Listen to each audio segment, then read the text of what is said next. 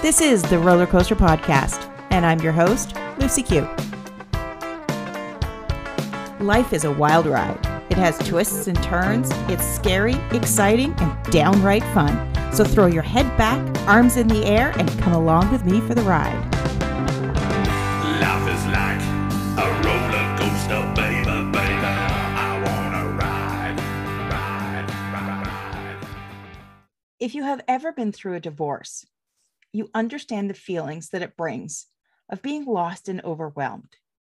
You may struggle to understand who you are post-divorce, not to mention the pain and the guilt that you might be harboring while still trying to be a mom.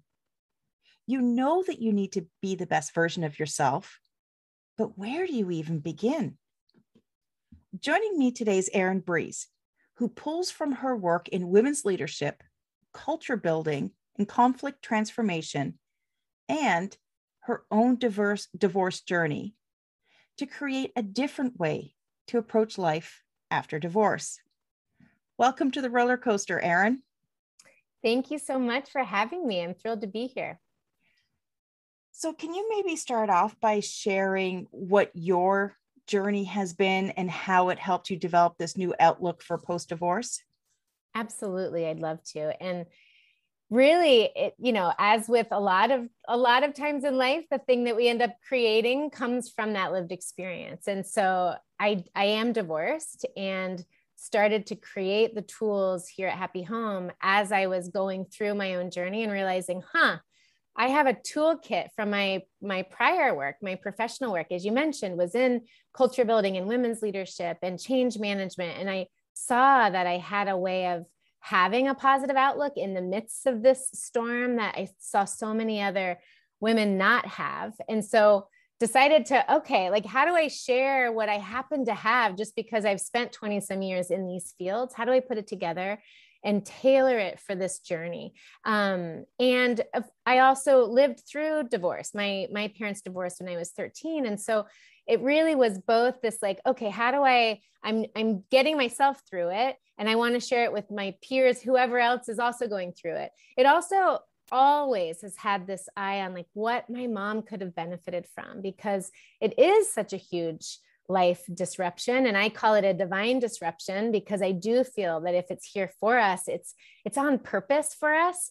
And that isn't easy in the beginning to sort of maybe accept or to find. It takes some time to find your way through. Of course, it's a big disruption. And also in the work that I do, I see over and over with the women that I support, how if we're willing to look at it from that lens, it's bringing us so much. So really that was the motivation, was how to put together tools, strategies, and approach to support other women. And really the whole time thinking about, for me, my passion is supporting women so that they can be supporting their kids, because I could see from my own experience growing up, the absence of that support for my mom and our family. But that can't be easy. I mean, in the midst of this chaotic storm that you find yourself in, to keep looking positive, because, as I mentioned before, I'm supporting a friend that's going through a divorce, and I just see it's just one thing after another, and I can feel the overwhelm, and it's not even happening to me. Yeah. So what are some of the things that, women can do when they find themselves in that situation to keep looking forward, to keep looking to the future, to the day that they can start the next chapter? Absolutely. And I definitely, one of the lessons that divorce brought me was getting comfortable asking for help. I'm a hyper independent to a fault style of person, right? And generally that looks really good from the outside, right? Independent and positive outlook and I'm fine. I was always the person what do you need? I'm fine, but what do you need? And I can, my work ethic through I used to run a nonprofit. I could kind of work around the clock. That's my nature. Well, that isn't sustainable for anyone. And it's absolutely not sustainable if that's your way of being when divorce happens. You have to, there's no way to be in that state. And so I think part of it is building a team around you. And so I talk a lot about that with clients is like, who's your circle? And it can be uncomfortable to ask for support and ask for help. Can be very vulnerable, but I find that lesson begins, like, often for a lot of us, that's sort of the beginning of making this a positive transformation, is saying, okay, this is huge. I'm not going to fight against the fact that it's huge. I'm never here to talk anybody out of the hugeness of the disruption, but if we allow it, it is a transformation, but we don't need to go it alone. And I do see a lot of women adding this pressure on top of all this pressure, that they somehow are supposed to go it alone. And I think that comes from a lot of the conditioning we've received. We're supposed to be perfect at a lot of things in partnership and as mothers for working, like seamlessly juggling all the things, right? So we add and add and add pressure to ourselves. So I would say the first thing is like noticing, is that one of the things coming up for you? Are you getting support, and are you building a team around you? Because you deserve it and you really need it. You need to have from whatever, some of it is what you would think of. There could be a role for a counselor and a therapist. Of course, I'm a big fan of having a mentor or a coach or a guide, because that's what I do, right? But you need tools, you need strategies, you need friends like you. You need your A team. And that would include like wellness and health, but really taking a minute to go, okay, am I going it alone? And being honest with yourself. Am I going it alone, or am I building that team? And that's a place where I would invite people to start. Move yourself into a community, right? Which is, I know we'll get to that later, but one of the things that I offer is like, come join us, right? Be among others going through this. Don't go it alone. But asking for help, whether you're going through divorce or not, because I can completely 100% relate to you when you say, no, I can get it all done. You keep going, and you use that F word called fine. Asking for help is never easy, regardless of what your circumstances are, because we have a tendency to attach to it that if we're asking for help, that we see that as a weakness in ourselves. But when our friends ask us, that's perfectly okay. But 100%. Lord forbid I ask for help, because that's showing that like I can't handle life. So do you have, a strategy that women can use? Maybe it's just how to start off the conversation saying, hey, I'm not okay. I actually do need help. Yeah. I mean, and I think we also want to be really conscious of from whom we're asking, right? Because I want us to be self-protective around, this is a big life change. And one of the things that I coach women on is like, you want to boot some people out of your circle, right? They're not very helpful right now, right? So we want to do an inventory of a lot of things. And it does include, who are we asking for help? So yes, some of this is we just have to be brave and start with the person that you trust and really sees you and wants the best for you, right? Whoever that is, if it's a sibling or a parent or a close friend, and it's like a muscle, like any other muscle. I think it's like we just have to practice it, and we want to start where we set ourselves up to succeed with people who we trust and really are there for us, and let them know first. And I promise with time, it gets easier to allow in more support. But I do want us to be thoughtful of like who we're asking, right? Because one of the things when I say like boot people out of our circle, sometimes our friends and family can be the most upset on our behalf about all kinds of things, right?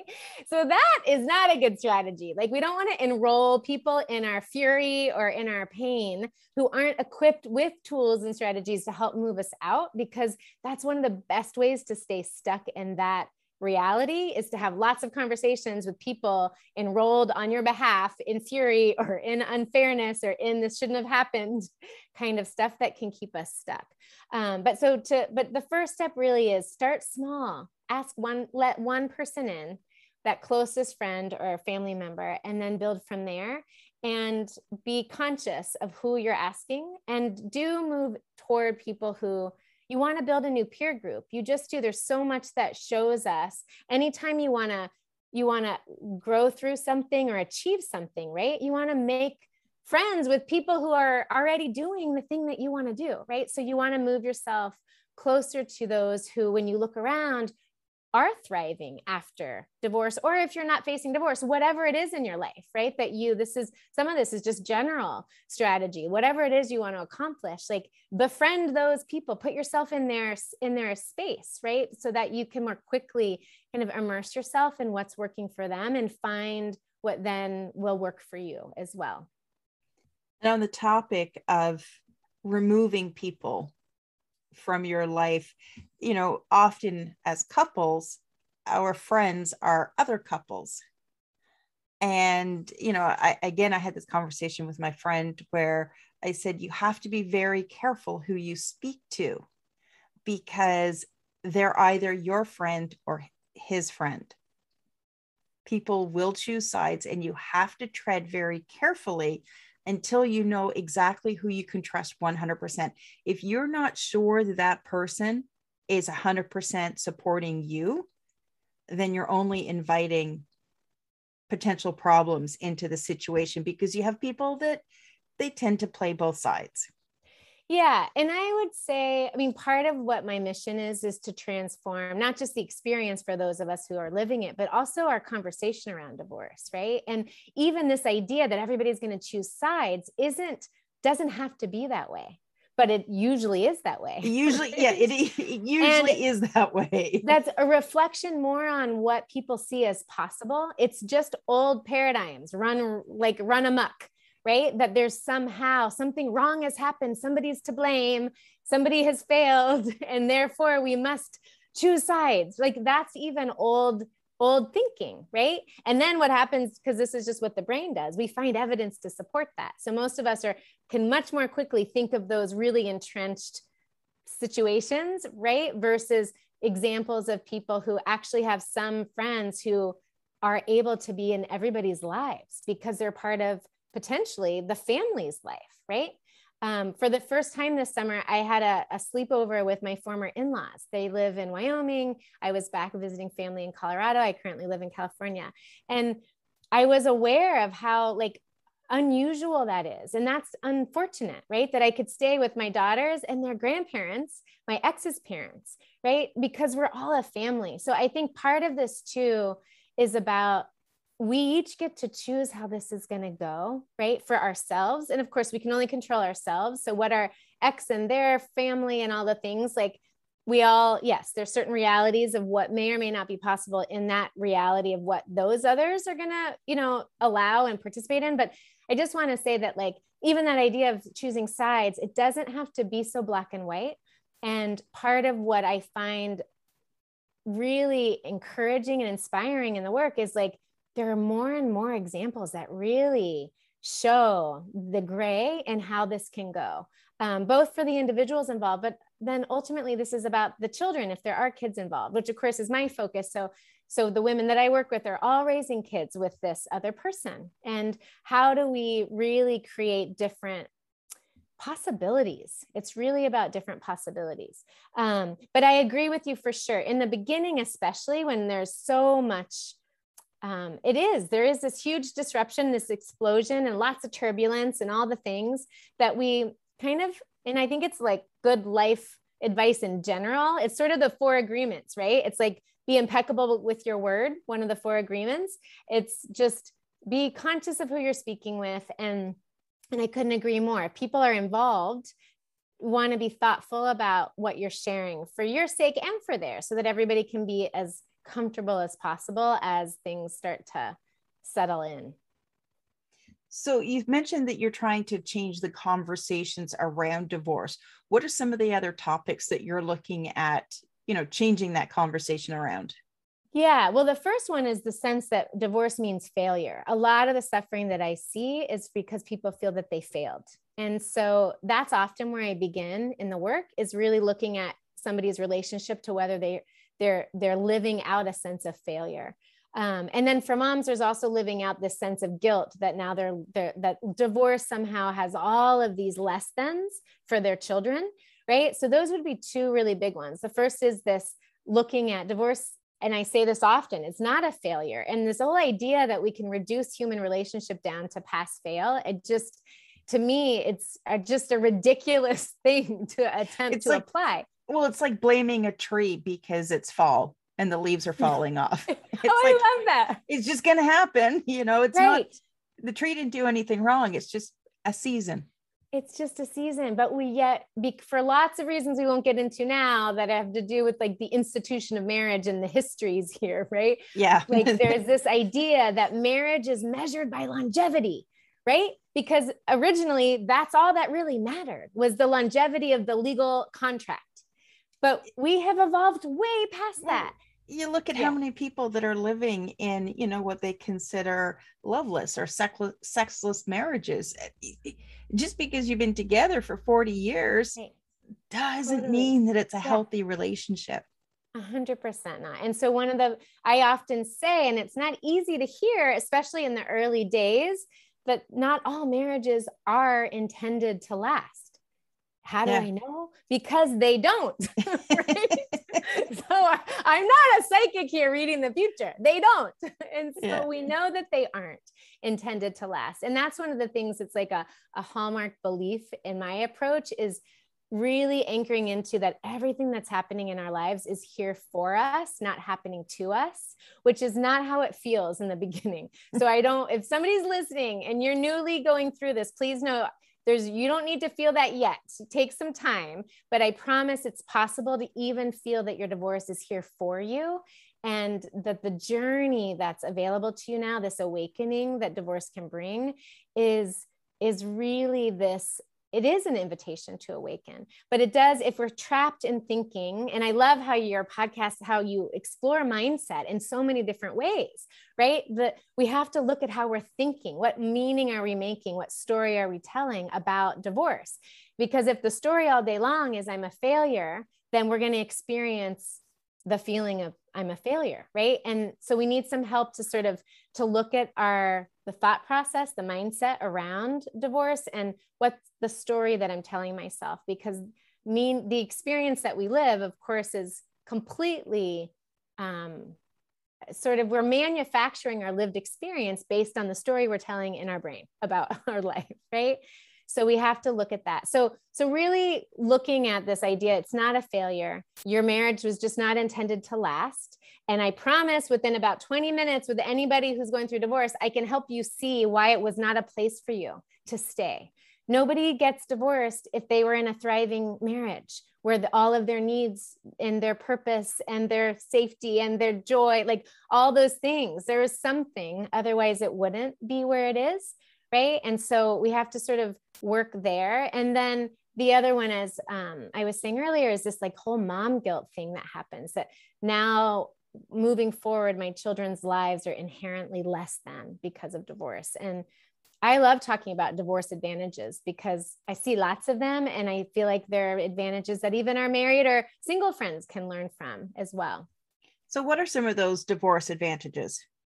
Yeah, the first one, we're all familiar with like some of the pain of divorce is all the legal process and the separating of assets and homes and all these things, right? It really requires this huge life inventory.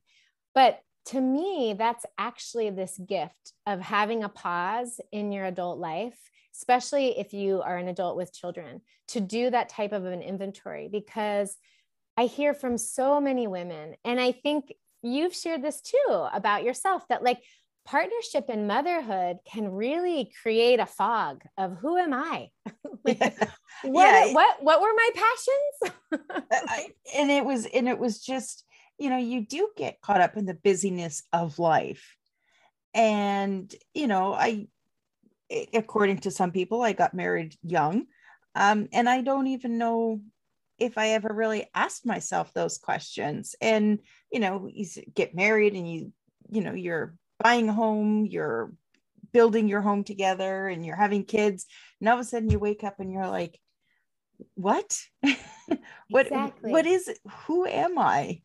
Yeah. And so what I would offer to anyone listening, divorce or not, how frequently are you checking in and doing that type of a life inventory of how did I get here? Is this where I want to be? Is the trajectory the one that I want to be on, right? And divorce requires us and sort of forces us into that. And it's for our own benefit to take time. And especially as women, for all the reasons you just said, very often the demands of meeting all the other needs inside partnership and inside motherhood means that we have dimmed our own light or put ourselves on the back burner in some way. And to kind of go planetary for a minute, like we need all of our energy and our ideas and our innovations. We need it from women. We can't have us not doing the thing that we're here to do. Right. So there really is, that's the first advantage that we can share with anybody, is doing that type of a life inventory. Am I where I want to be? Is there room for me in this life that I have created, that I'm participating in? Because often we actually haven't created a whole lot of room for ourselves in our own lives if we have a look at it like that. The second one is then, and these are all the letter I, because I really love alliteration. And it helps me remember what I'm going to talk about. And also I like that this is about going inward and doing our own inner work, and also putting ourselves front and center. And that alone for women is like sometimes uncomfortable and not familiar. Like, oh, I'm the priority. I resource myself now. I invest in myself and my own growth and healing, right? First and foremost, and then I take care of everybody else. So the second there's three that I like to talk about with divorce advantages is intuition. So we do the inventory and then we're like, oh no, I don't know who I am or what I want to do, right? Do I know who, okay, I'm ready for the memo. Where's the memo, right? So the intuition piece is like, okay, we got to cultivate that. And that's, not something we do in an afternoon, depending on where we are with that, the answers to those questions. We do often have some work to do to reconnect with, okay, how do I find my answers to those questions? So, and that again is something all of us, I believe, want to be doing in our lives, inside a relationship or outside, doesn't matter, is really making sure that our connection to our own intuition is really strong, because that's how we rule people in and out of our lives that are good, matches for our growth or not. That's how we rule it in and out opportunities and all kinds of things. But if that's not really strong, we often, especially as women, tend to go with the strongest will, right? Whoever's needs are loudest, right? And before we know it, there's again, not very much room for ourselves. And then the third one is intention. So especially in divorce families, being really clear about what your intention is like essential to being successful. I think kind of in any relationship, but especially with your former partner, if you're raising children, and also just with your children, being really clear on what your intention is. And one of the examples I give to sort of demonstrate this is like, I will have clients who get really upset by the response they get from their ex. They might have said the perfect thing in a text or an email, and yet get like an activated response, and it creates so much tension and drama and all the things. And when we look at further, yes, the words might have been exactly neutral, but the intention is to get that other person to either change what they're doing or make an apology or right or wrong or acknowledge all the pain they caused, or like there's some other thing at work. And people feel that. People feel your intention. So part of it is like really owning and being honest with like, okay, what is my intention here? And using that as a practice. I mean, I won't send an email to my ex or a text without checking. Is my intention aligned with what I want it to have, to have the best possible outcome for the family, right? And so again, I'm using the divorce example, but for all of us, get really intentional about your interactions with people and your communication so that you can have, because I promised you'll have way better impact and like response to you if you're really aligned with that. And you start to notice places that you need to do some inner work if you're out of alignment, right? So again, it all comes back to the I, right? To the self.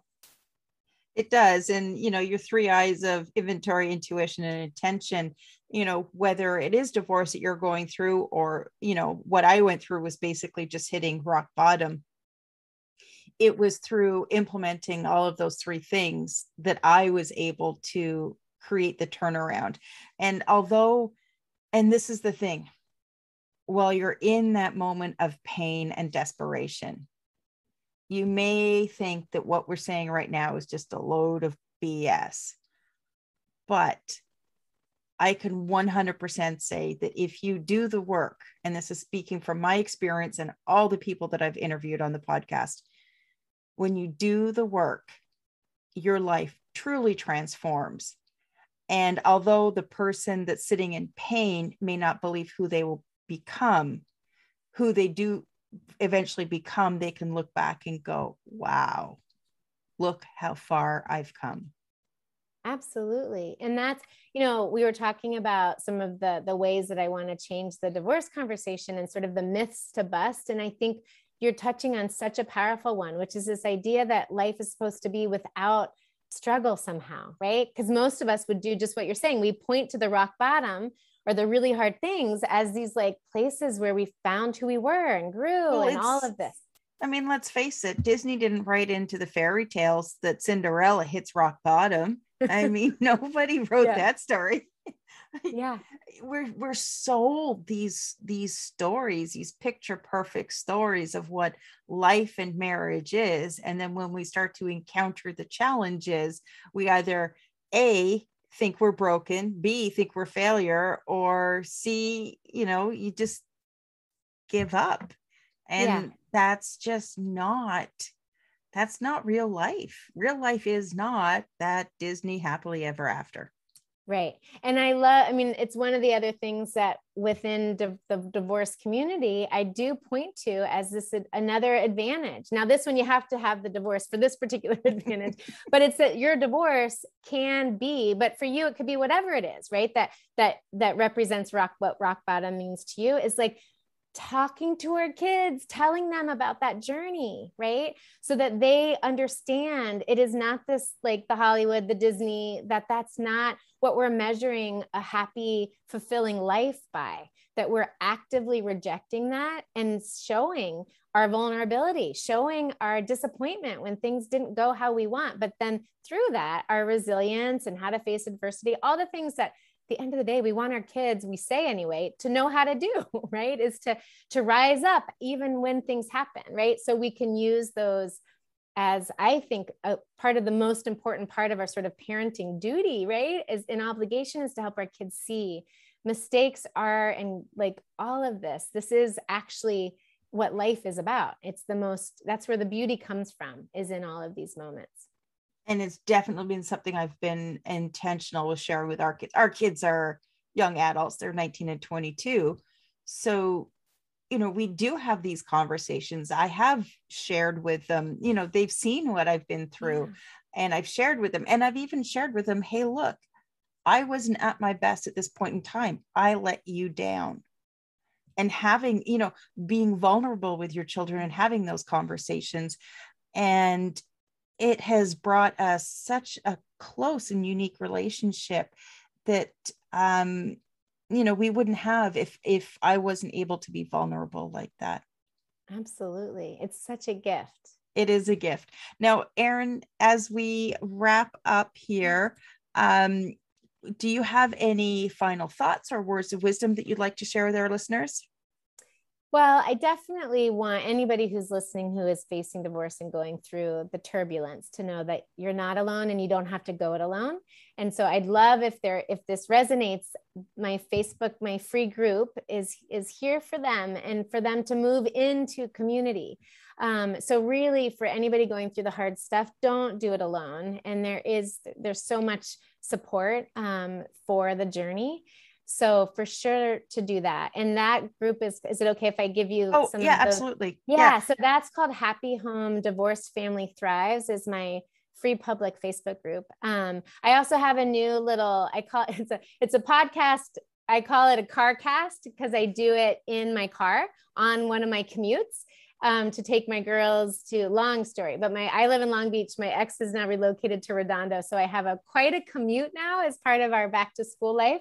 So I decided to turn it into this, and that's called Drive Time, Thrive Time for divorced moms. And kind of wherever people listen, they're welcome to tune in. And I just share lots of tips. The whole point is added insights and inspiration for the road of life. So especially anybody going through this, would love for them to have those supports. And on my website at erinebreeze.com, there's a link to a free masterclass of mine that if they want to get deeper into the shifts, I call them the 5 shifts to create a happy home, that I'd love for them to take part in that as well.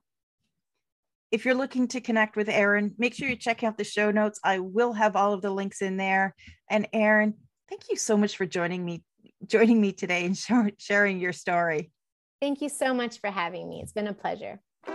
Thanks for listening to this episode of the Roller Coaster Podcast. Want to chat or share your ideas about today's show? Pop me an email at hello@therollercoasterpodcast.com. Don't forget to connect with me on Facebook and Instagram at The Roller Coaster Podcast. Our theme song, Roller Coaster, was performed by The Lucky Setback. Audio editing by the one and only Jeff Quigley of Quigley Creative. Life